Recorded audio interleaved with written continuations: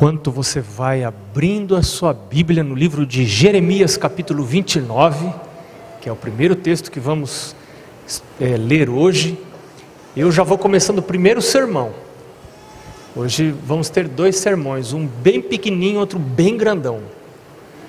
O primeiro sermão é sobre o que vai acontecer, está começando a acontecer com a igreja nessa semana. Essa semana nós estamos tendo o principal esforço evangelístico da igreja no Brasil para o segundo semestre. Nós vamos ter a série de evangelismo, A Última Esperança, com o pastor Luiz Gonçalves. Todas as noites dessa semana, os pequenos grupos vão estar reunidos.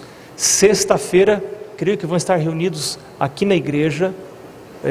Pelo menos esse é o plano o plano geral para a igreja na América do Sul. Reunir nos pequenos grupos até quinta-feira, sexta-feira e sábado na igreja.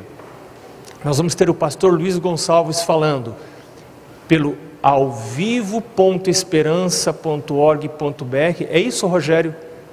É .br no final? alvivo.org, alvivo.esperança.org.br. .org.br. .com. Então é com, hein, gente? Não é org, não. alvivo.esperança.com.br, ou pelo canal executivo, quem tem canal executivo, ou pela TV Novo Tempo. Quer dizer, não tem como não assistir. Se você quiser, agora não é para nós assistirmos sozinhos. Claro que nós vamos ser beneficiados, mas é para a gente chamar os amigos da gente. Esse é um momento em que Deus vai fazer apelos para pessoas com quem você já tem algum contato. Você já tem algum contato? Vamos essa semana lá em casa com a gente? E aí, pequeno grupo, todas as noites, está ali a mensagem com os chamados de Deus. Até próximo sábado. O primeiro sermão acabou, vamos para o segundo sermão. A única esperança, hein? Bom, vamos orar antes de ler a palavra de Deus, antes de ler a Bíblia. Senhor Deus, uma vez mais nos aproximamos do Senhor, porque queremos ouvir a sua voz. Queremos pedir a presença do Teu Espírito nesse lugar, nos convidando, nos chamando, nos levando a decisões que nos coloquem no rumo da vida eterna, no rumo da Nova Jerusalém. É para lá que nós queremos ir. Nós queremos pedir que o estudo desta manhã tire as nossas afeições deste mundo e as coloque na Nova Jerusalém, no céu, onde Cristo está sentado à destra do Pai. Agora, Senhor, pedimos a Tua bênção, em nome de Jesus. Amém. Jeremias, capítulo 29, começando o verso 4, diz: Assim diz o Senhor dos exércitos, o Deus de Israel, a todos os exilados que eu deportei de Jerusalém para a Babilônia: edificai casas e habitai nelas, plantai pomares e comei o seu fruto, tomai esposas e gerai filhos e filhas, tomai esposas para vossos filhos e dai vossas filhas a maridos, para que tenham filhos e filhas. Multiplicai-vos aí e não vos diminuais. Procurai a paz da cidade para onde vos desterrei,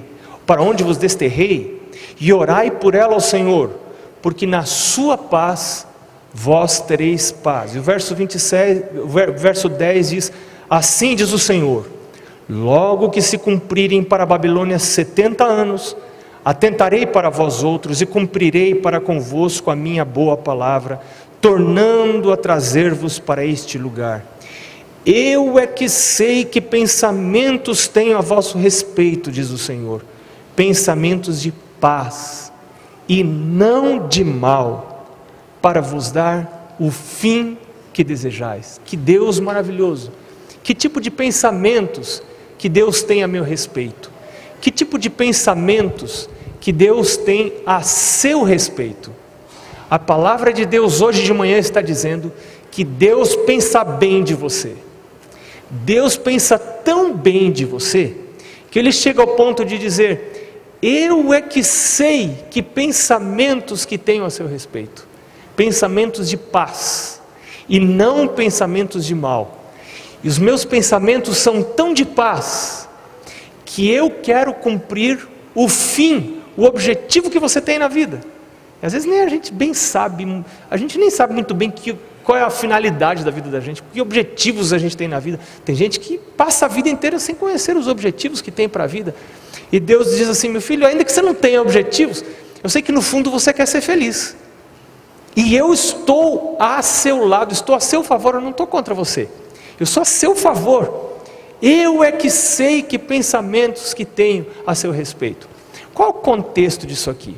O contexto desse caso aqui de Jeremias capítulo 29, é o povo de Israel indo para a Babilônia. Foram para a Babilônia, porque desonraram a Deus, viveram afastados de Deus, se tornaram idólatras, eles eram guardadores dos oráculos de Deus, deles eram os profetas, eles conheciam todas as coisas, conheciam toda a orientação de Deus, conheciam todo o Pentateuco, conheciam a lei de Deus, mas resolveram se afastar, como a gente às vezes faz. Eles resolveram se afastar, foram rebeldes, foram infiéis a Deus, se afastaram do plano de Deus. E quando a gente sai fora do guarda-chuva de Deus, a gente acaba se molhando. Nem Deus pode me livrar das consequências do meu afastamento dos planos dele. Ele é Deus misericordioso, Ele pode me restaurar, Ele pode me levantar de novo, mas Deus não pode me livrar das consequências. Deus normalmente não me livra das consequências das minhas rebeliões à sua vontade. E foi isso que aconteceu com o povo de Israel. Foram levados cativos para a Babilônia, e agora eles foram para a Babilônia, e eles penduravam as suas harpas nos salgueiros, e choravam, como eu queria estar em Jerusalém, como eu queria estar lá perto do templo, adorando a Deus, com a minha família, com os meus filhos. Sabe que os judeus, eles eram assim meio rebeldes. Eles, quando iam para um país, eles procuravam criar revolta, eles procuravam querer voltar, porque o coração deles estava em Jerusalém. Mas eles já tinham estado lá em Jerusalém, podiam ter adorado no templo, mas não construíram altares de ídolos pagãos no templo. E agora que foram levados cativos, estavam lá chorando, porque queriam adorar a Deus no templo em Jerusalém. Então Deus manda a mensagem através de Jeremias. Jeremias tinha ficado em Jerusalém com o povo pobre, porque Nabucodonosor tinha levado todo mundo. Daniel foi na primeira leva, Daniel, o profeta, foi na primeira leva de exilados, já para a Babilônia, com a nata dos israelitas, as pessoas de cultura, os príncipes, o pessoal da família real, os sacerdotes que não foram mortos em Ribla. Eles foram levados então para a Babilônia e ficaram lá. E ficou em Jerusalém o povo mais pobre, a ralé, o povinho, esse ficou lá em Jerusalém. E Jeremias escolheu ficar com esse povo em Jerusalém. A ele foi dada essa possibilidade de escolha. E agora Deus envia então uma mensagem através de Jeremias, porque eles perguntaram para Jeremias: escuta, o que a gente faz? Jeremias mandou então uma mensagem para eles dizendo: assim diz o Senhor, fiquem aí em Babilônia, porque fui eu. Olha aqui que diz o verso, eu achei muito interessante o verso 4. O verso 4 diz assim: assim diz o Senhor dos exércitos, o Deus de Israel, a todos os exilados que eu deportei de Jerusalém para a Babilônia. Talvez tenha alguém aqui hoje que está se sentindo meio deportado na vida, né? E, puxa vida, eu não estou no lugar que eu queria, eu não estou fazendo o que eu queria, eu talvez nem estou casado com quem eu queria, eu estou assim meio desconjuntado na vida.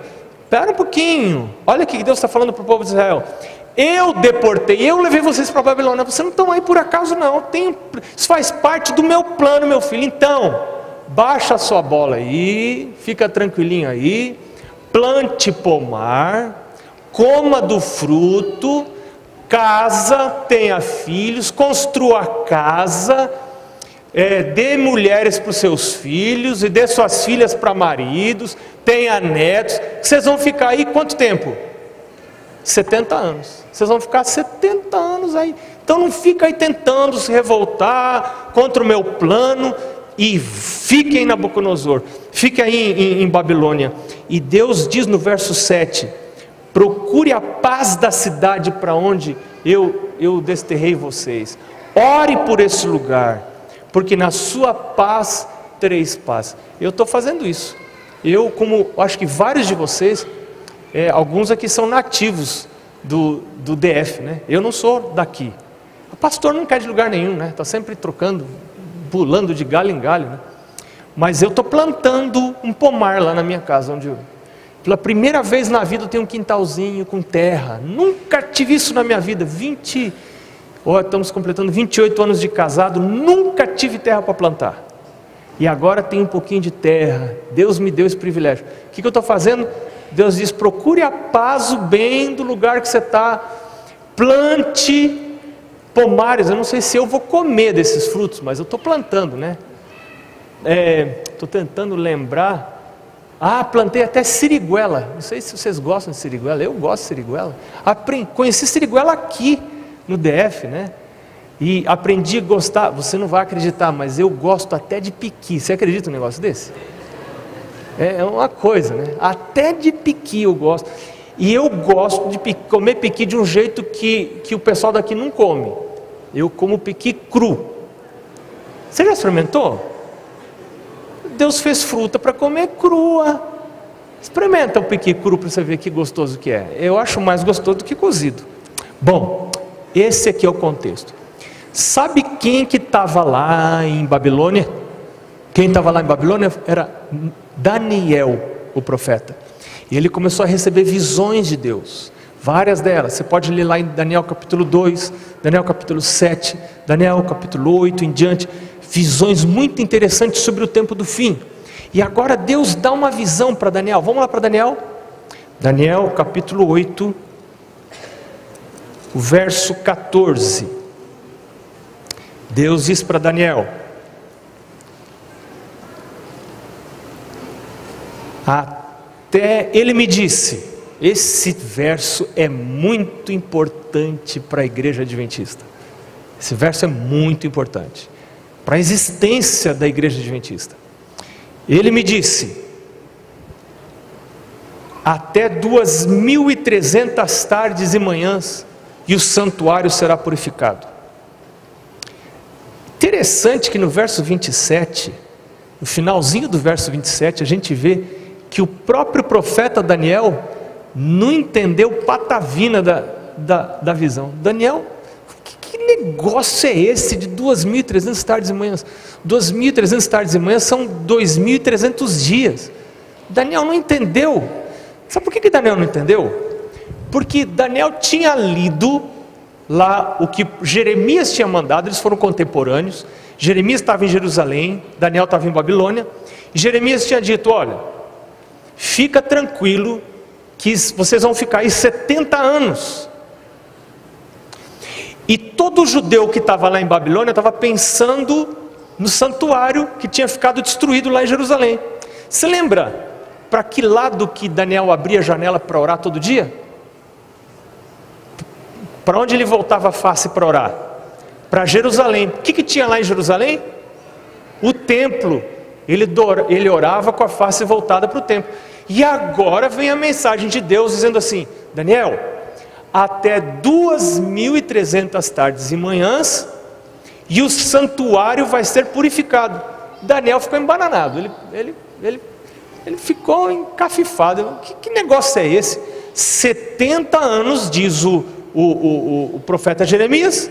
Agora o anjo vem, Deus me fala através de uma visão, 2.300 dias. Daniel fez as contas, viu que 2.300 dias não dava 70 anos.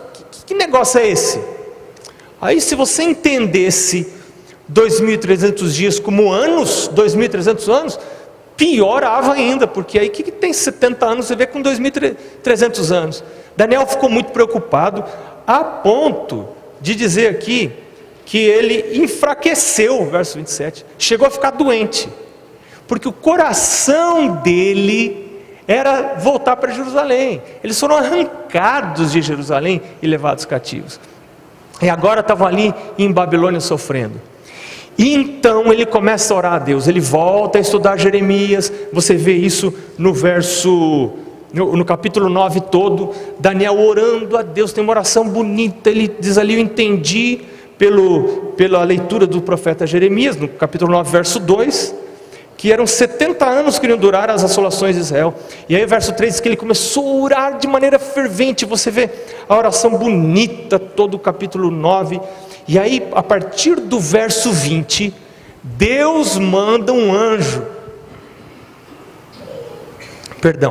Deus manda um anjo, o anjo Gabriel, principal, o anjo Gabriel, para explicar para Daniel a visão. Olha o verso 22, ele diz assim: Daniel, eu quero te instruir no princípio das tuas súplicas. E ele diz, ainda no verso 22, Daniel, agora saí para fazer-te entender o sentido. No princípio das tuas súplicas saiu a ordem. Quando você começou a orar por esse assunto que você não estava entendendo. E o que você faz quando você não entende um negócio? Você lê a Bíblia. Você entende tudo que você lê na Bíblia? Você entende tudo que você lê na Bíblia? Eu não entendo. Tem muita coisa que eu não entendo na Bíblia. Não dá para entender. E tem gente que pensa que pastor entende tudo. Pastor não entende igual você. A gente não entende tudo não. Mas a gente está estudando, nós estamos estudando. Agora, o que a gente faz quando a gente não entende? Tem que fazer como Daniel. Meu Deus, eu quero entender, meu Deus. Eu não quero apenas depender das opiniões alheias. Eu não quero estar refém da cabeça dos outros. Me ajuda, meu Deus, eu quero compreender, eu quero estudar. E Daniel se voltou para estudar. E aí o anjo disse: no princípio da sua súplica saiu a ordem, e eu vim para te declarar, porque és muito amado. Considera, pois, a coisa e entende a visão. Que visão? Que ele não tinha entendido lá dos 2.300 dias e manhã. Daniel não tinha entendido, Daniel estava perdido. Igual a gente fica quando vai estudar isso aqui, a gente não consegue entender. E aí Deus diz, através do anjo Gabriel, no verso 24, Deus diz assim: 70 semanas estão determinadas sobre o teu povo, sobre a tua santa cidade, para fazer cessar a transgressão, para dar fim aos pecados, para expiar a iniquidade. Quando é que se expiou a iniquidade? Morte de Cristo. Aqui está falando da morte de Cristo. Então Deus está falando, 70 semanas, Daniel, estão determinadas, estão cortadas. Essa palavra determinadas, tem um verbo em hebraico que diz, shatak. Talvez a melhor tradução não seria determinada, seria cortadas. Cortadas da onde? Daquele período de 2.300 anos. Então, 70 semanas estão shatak, estão cortadas daquele período de 2.300 anos. Para quê? Para fazer cessar a transgressão, dar fim aos pecados, esperar a iniquidade, trazer a justiça eterna, será a visão e a profecia, e para ungir o santo dos santos. Quando iria começar esse período? E Daniel estava, nossa, você imagina, você se coloca no lugar de Daniel. Daniel estava bebendo cada coisa que o anjo falava.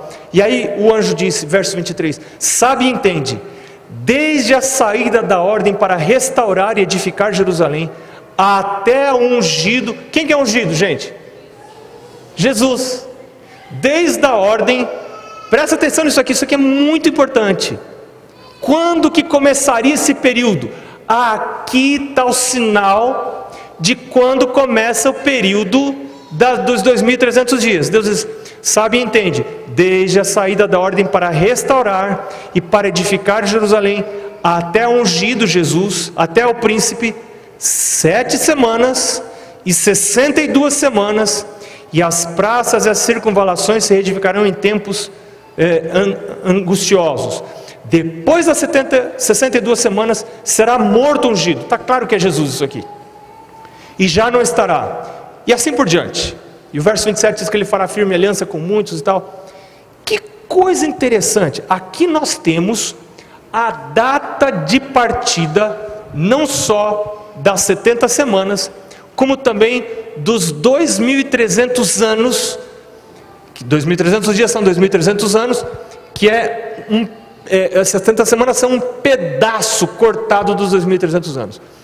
Qual é o sinal que esse período de 2.300 anos estaria começando? Olha aí no texto. Qual é o sinal? Verso 25. O que você acha aí no verso 25? O que ia acontecer? Ia sair uma ordem para quê? Para edificar e restaurar o quê? O que diz a Bíblia? Jerusalém. Ia ter uma ordem. Quem queria emitir essa ordem? Onde que o povo de Israel estava? Onde que os judeus estavam? Babilônia. Quem que ia dar essa ordem para eles voltarem e reconstruírem Jerusalém? Aquele povo de lá onde eles estavam. Bom, agora nós temos um problema. Se você olhar na história, você vai ver que houveram 3 ordens. Qual delas a gente vai escolher? Teve uma ordem que foi dada por Ciro, foi a primeira ordem. Olha, vocês vão lá, reconstruam o templo. Escuta bem, você pode ler isso lá em Esdras e Neemias. Ciro falou, vocês vão lá, reconstruam o templo, orem por mim, e tá. Depois você teve uma segunda ordem por Dario, também envolvendo a reconstrução do templo, e o templo foi terminado nessa época de Dario. E aí você tem uma terceira ordem, que foi uma ordem dada por Artaxerxes. Artaxerxes foi o que substituiu Assuero. Quando a gente fala em Assuero, você lembra de quem? Rainha Esther. Tudo que aconteceu lá com Esther, e o povo judeu ficou super conhecido ali. Já era o Império Medo-Persa, já não era mais Babilônia, já era Medo-Persa. E logo depois de Assuero, que também é conhecido como Xerxes, foi então, tomou seu lugar o rei Artaxerxes. E no ano de 457 a.C., Artaxerxes então dá uma ordem muito interessante. Você encontra isso lá no livro de Esdras. Vamos dar mais uma passeada na Bíblia? Vamos lá? Esdras está antes de Salmos, lá para trás, antes de Jó. Aí você vai ter Esdras, Neemias.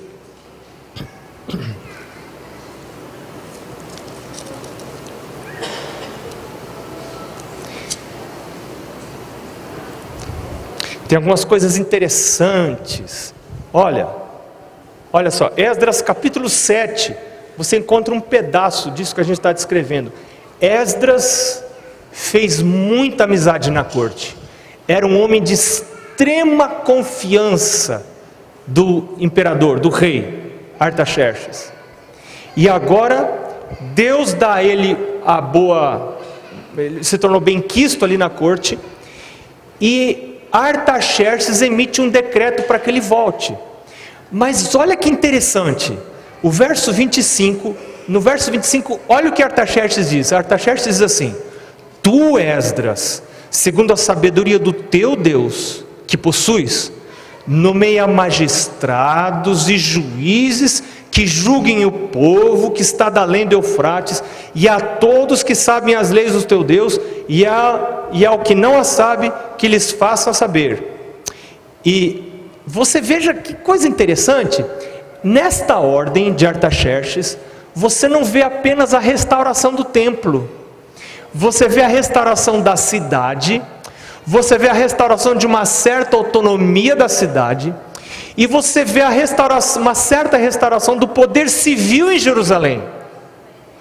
Por essa razão, nós podemos escolher a terceira ordem, que foi a ordem de Artaxerxes, em 457 a.C., como aquela lá de Daniel, capítulo 9, verso 25, que diz: sabe e entende, desde a saída da ordem para restaurar e edificar Jerusalém, não o templo. O templo já estava edificado, já estava restaurado. Então, isso marcaria o início. Então agora eu quero que você viaje lá para a Babilônia, onde eles estavam, onde os judeus estavam. E Artaxerxes emite esta ordem: gente, vocês podem sair, vocês podem voltar para Jerusalém. Imagina você, como estava Jerusalém. Primeiro eu quero que você imagine como que era a Babilônia. Com que cidade do mundo de hoje você poderia comparar Babilônia naquele tempo? Nova York. Tudo do melhor, o melhor preço, os melhores restaurantes, os melhores shoppings, o melhor entretenimento que alguém poderia sonhar, tudo estava lá em Nova York, Babilônia. E quando Deus falou para os judeus assim: olha, vocês construam casas, morem aí, casem os filhos, casem, tenham filhos, plantem árvores, comam do fruto, os judeus obedeceram ao pé da letra, porque aquele povo enriqueceu até hoje, e foi naquele tempo que os judeus aprenderam a ser ricos, sabe? Você conheceu algum judeu pobre? Eu nunca conheci judeu pobre. Judeu é rico até hoje, controla as finanças do mundo, controla os meios de comunicação do mundo. E onde eles aprenderam a ser ricos? Foi lá em Babilônia. Lá em Babilônia que eles aprenderam a ser ricos. Eles ficaram ricos, tiveram posses, realmente construíram casas, e não eram casinhas, né? Enriqueceram, eles tinham muita ligação com a corte, eram pessoas conhecidas, estavam na liderança das finanças, de uma série de coisas ali de Babilônia. Agora se para pensar em Jerusalém, como que ficaria a sua casa se hoje você saísse dela e a sua casa ficasse 70 anos às moscas? Imagina, como é que estaria a pintura, como é que estaria o seu quintal? Bom, lá em Jerusalém não tinha mais padaria, não tinha shopping, não tinha TV a cabo mais, não tinha restaurante, não tinha ninguém, não tinha nada em Jerusalém. E o povo todo em Babilônia, com tudo do bom e do melhor. E agora vem a ordem de Artaxerxes dizendo: quem quiser pode voltar para Jerusalém. Olha um para a cara do outro. Quem de nós vai voltar para Jerusalém? Você tem que largar tudo. Você tem que largar o conforto, você tem que largar o carro que você tem, não tem estrada, você não pode levar nada. Como é que você vai levar para Jerusalém? Você tem que deixar tudo para trás, largar o entretenimento que você está acostumado. Seus filhos já falam uma outra língua, você está nesse lugar acostumado com a comida desse lugar, com o conforto, com os restaurantes desse lugar, com os shoppings desse lugar. Você vai ter que largar tudo, se você quiser cumprir o plano de Deus para a sua vida, que é ir para Jerusalém. Quem não tivesse disposto a abandonar tudo, ficaria em Babilônia. E o que diz Apocalipse, capítulo 18? Sai dela, povo meu. Caiu, grande Babilônia. Filho de Deus, Jesus está voltando. Jesus está voltando. Esse povo que vivia naquela época ali em Babilônia, se liga a nós hoje de uma maneira muito interessante. Eles foram o início, eles foram a geração que marcou o início das 2.300 tardes e manhãs. No final desse período 1844, começa o período muito importante para nós. É chegada a hora do seu juízo. Temei a Deus e dá-lhe glória. Essa é a mensagem que a igreja adventista deve dar. Nós somos chamados a dar essa mensagem. E eles, no começo do período, tiveram que fazer as mesmas escolhas que nós somos chamados a fazer. Eles tiveram que sair de Babilônia, e nós no final do período somos chamados por Deus a sair de Babilônia, abandonar o tipo de entretenimento que existe em Babilônia, abandonar o tipo de comida que tem em Babilônia, abandonar a roupa de Babilônia, os adornos de Babilônia, os enfeites de Babilônia, o gosto de estar em Babilônia, e pedir a Deus: meu Deus, me dá o gosto por Jerusalém. Eu quero ir para Jerusalém, mas para ir para Jerusalém, não tem como ir para Jerusalém e carregar a Babilônia junto. Eu tenho que largar tudo em Babilônia, e eu tenho que juntar minha casa, minha família, meus genros, minhas noras, os filhos que casaram, os netos, e eu tenho que fazer o quê? Ir para Jerusalém. Que viagem difícil, que viagem complicada, que viagem cansativa.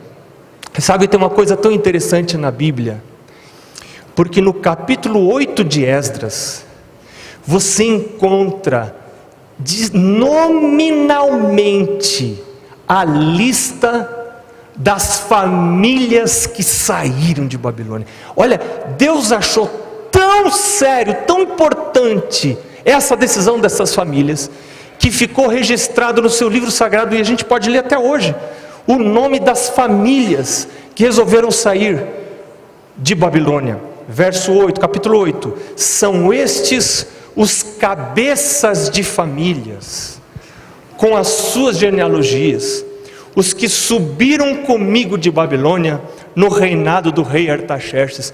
Os cabeças de família. Quando eu li isso aqui, eu fiquei muito tocado, eu fiquei emocionado, porque eu pensei no meu pai. Meu pai está com 81 anos, vai fazer logo 82, e eu pensei em mim, porque eu sou pai, e agora, a cabeça de família que estava sobre meu pai, está sobre mim. Eu sou um cabeça de família. Onde estão os cabeças de família aqui da igreja? Quem são os cabeças de família? E aqui Deus diz: estes são os cabeças de famílias, com as suas genealogias, que subiram de Babilônia. Onde estão os cabeças de família da Igreja Adventista da Asa Norte, que vão subir de Babilônia, vão sair de Babilônia, que vão dizer para a sua família: gente, está na hora da gente tomar algumas decisões radicais. Não é possível você servir a Jesus sem ser radical. Você pode ser membro da igreja sem ser radical, mas você não pode ser discípulo de Cristo sem ser radical. Jesus diz: aquele que quiser vir após mim, tome a sua cruz e siga-me. E Jesus diz assim: se o teu olho te impede de entrar em Jerusalém, o que você faz com o seu olho? Não é meio radical isso? É radical. Se a tua mão te impede de entrar em Jerusalém, corta fora a sua mão. Se o seu computador, se a internet impede você de entrar em Jerusalém, se o Facebook impede e o Twitter impede você de entrar em Jerusalém, faz o que com ele? Corta. Essa semana eu li no Twitter um negócio muito interessante. Alguém postou e eu retuitei. Eu não sei, não lembro agora exatamente a frase, mas a frase dizia mais ou menos assim: o Facebook e o Twitter estão aí para provar no dia do juízo que nós não deixamos de orar por falta de tempo. Como? Saiu isso? O Facebook e o Twitter estão aí para provar no dia do juízo que nós não deixamos de orar por falta de tempo. Não é falta de tempo, não é falta de tempo. E quando eu li isso aqui, desses cabeças de família, eu comecei a imaginar os sacrifícios, esses homens. Olha Esdras servia ao rei lá dentro da corte, Esdras vestia as melhores roupas, Esdras estava habituado às comidas finas, a iguarias, Esdras vivia nos círculos altos de Babilônia, e agora esse homem, por amor a Deus, ele era um sacerdote por herança genética, ele era lá filho de Arão, esse homem toma uma decisão radical, e ele encabeça uma volta de um povo que decide cumprir o plano de Deus para a sua vida e para a vida da sua família. E agora interessante, quando esse povo sai de Babilônia e leva os filhos e afasta os filhos de Babilônia, e sofrem com isso, renunciam a Babilônia, renunciam os confortos, os costumes, a comida, o jeito de namorar, o jeito de se vestir, o jeito de se divertir de Babilônia, e vão para Jerusalém. Sabe o que eles estão fazendo? Estão salvando os filhos. Às vezes a gente perde coisas, pensa que está perdendo, mas o ganho é muito grande. Eu fiquei imaginando o que faz um cabeça de família. Olha, Deus colocou o sacerdócio da família sobre o ombro dos homens. Esse negócio está bem popular. Eu estou pregando um sermão, eu estou consciente que é um sermão bem popular e não é politicamente correto, mas pelo estudo da Bíblia eu entendo isso, que Deus colocou sobre os homens o sacerdócio da família. Os homens são chamados por Deus para serem sacerdotes da família. Quem são os homens aqui dessa igreja que vão assumir esse sacerdócio? Que vão ler a Bíblia e vão dizer: meu Deus, eu sou responsável pela salvação da minha esposa, dos meus filhos, me ajuda, Senhor Deus. Eu não quero ser só um ganhador de dinheiro, eu não quero ser conhecido como uma pessoa que tem um carro bom e que assiste futebol quarta-feira à noite e que vive na internet.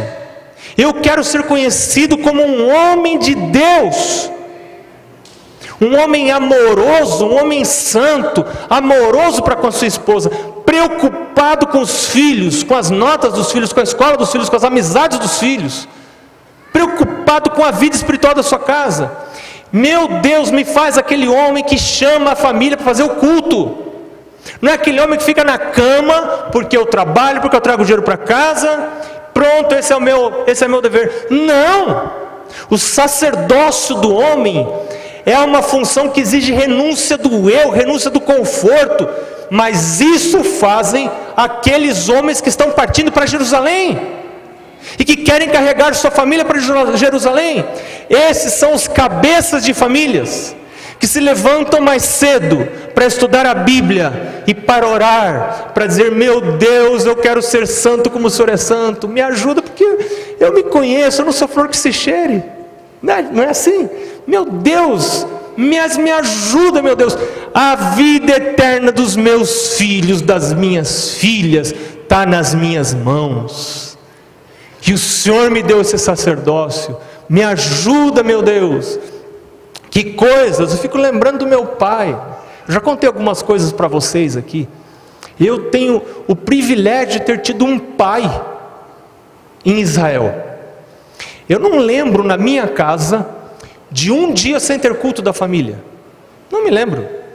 E o culto lá em casa é como diz no livro Orientação da Criança: de manhã e à noite. De manhã e à noite. Todos os dias. Todos os dias. Eu tenho algumas memórias de alguns cultos lá em casa. O cachorro vinha junto para o culto. Meus pais toleravam o cachorro dentro de casa. O cachorro não tinha assim a permissão completa para estar dentro de casa, mas tinha uma tolerância.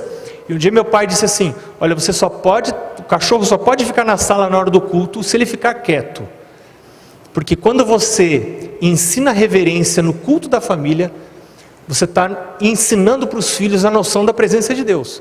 Isso vai se transferir para a igreja também. Onde que a gente ensina isso? É em casa. Então eu comecei a treinar o meu poodle. Naquele tempo o poodle era popular, hoje você tem que ter pitbull, né? Poodle hoje, né? Naquele tempo o poodle era popular. Então eu comecei a treinar o poodle para ele ficar quietinho, até que ele aprendeu a ficar parado, estátua, durante o culto todo, para poder ficar com a gente no culto. Mas o culto lá em casa era rápido. Culto 10 minutos, culto não deve passar de 10 minutos. Nós temos um alvo na nossa casa de fazer culto Caleb. Sabe como é que é culto Caleb? Quantos minutos? Quantos minutos? 5 minutos. Se reúne 5 minutos de manhã, 5 minutos à noite. Que influência isso vai ter sobre a família, sobre a casa? Eu fiquei imaginando outras coisas que um cabeça de família pode fazer. Guarda do sábado, pôr do sol a pôr do sol. Quem é que vigia o horário do pôr do sol numa casa? É o pai e a mãe. E se você, mulher, é casada com um homem que não entendeu o sacerdócio que Deus colocou sobre os seus ombros, você tem que assumir esse sacerdócio. Você tem que ser a sacerdotisa da casa. Isso é muito sério. Então, vigiar o horário do pôr do sol. Olha uma coisa que foi muito importante na nossa casa. Você sabe que a comida de um povo está muito relacionada com a sua cultura. Você conhece um povo, a cultura de um povo pela sua comida. É uma maneira de você conhecer a cultura de um povo. E há inclusive turismo gastronômico, né? Você vai conhecer os lugares, vai provar as comidas diferentes. E Deus sabe que quando você muda a comida de um povo, o que você muda? Você muda a cultura daquele povo. E foi por isso que Deus, quando tirou o povo de Israel do Egito, o que Deus fez? Levou para onde? Para o deserto, porque Deus tinha que mudar a comida desse povo antes de ele entrar em Canaã, porque a cultura deles era da onde? Era do Egito. E agora Deus muda a comida deles e diz para eles assim: filhos, eu quero que vocês se acostumem com a comida que vocês vão comer lá em Canaã. Vocês estão indo para Canaã, não fica, Senhor. E aí você vê as lutas que tiveram no deserto. Senhor, mas eu gosto mesmo da comida lá do Egito. Senhor, por que eu saí do Egito? Como era gostosa a comida lá do Egito. Tenho saudade da comida lá do Egito. Chegou a ponto de alguns se rebelarem e quererem fazer uma sedição lá para voltar para o Egito, por causa da comida do Egito. E aí vem a história do maná, e Deus dá um maná. O que Deus está fazendo ali? Deus mudando a comida de um povo para adaptar o seu paladar à comida que eles iam ter aonde? Lá na nova terra onde eles iriam morar. E agora, no tempo do fim, você vê Deus fazendo a mesma coisa com o seu povo. Deus dizendo: filho, eu estou voltando. Você vai morar num lugar que vai ter comida diferente. O seu paladar está adaptado à comida de Babilônia, mas você está saindo de Babilônia. Você está indo para Jerusalém. Vamos para Jerusalém, meu filho. Eu preciso ajudar você a mudar a comida. Eu me lembro, meu pai e minha mãe são de um lugar do Brasil que tem muita comida. No Brasil todo tem muita comida, né? Mas lá tem muita comida. Mas a comida não é a mais saudável que tem nesse país, sabe? A comida desse lugar, ela é até conhecida internacionalmente, né? Tem restaurantes aí por vários países desse tipo de comida que não é a mais saudável. Meus pais cresceram comendo essa comida. E quando se batizaram, a água do batismo não mudou o gosto, não mudou o paladar dos meus pais. E sabe, um dia, meu pai era pastor, e eu me lembro do dia que o meu pai chegou em casa com um livro chamado Conselhos sobre o Regime Alimentar. E meu pai disse: nós vamos começar a ler esse livro nos cultos da noite. Eu olhei para o livro, já dei uma olhadinha, não tinha nenhuma figurinha. Pensei, não vai ser legal esse negócio.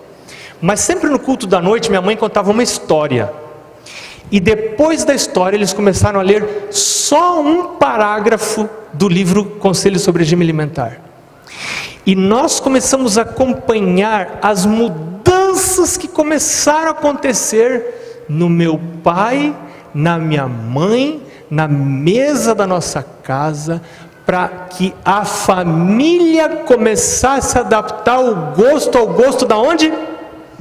De Jerusalém.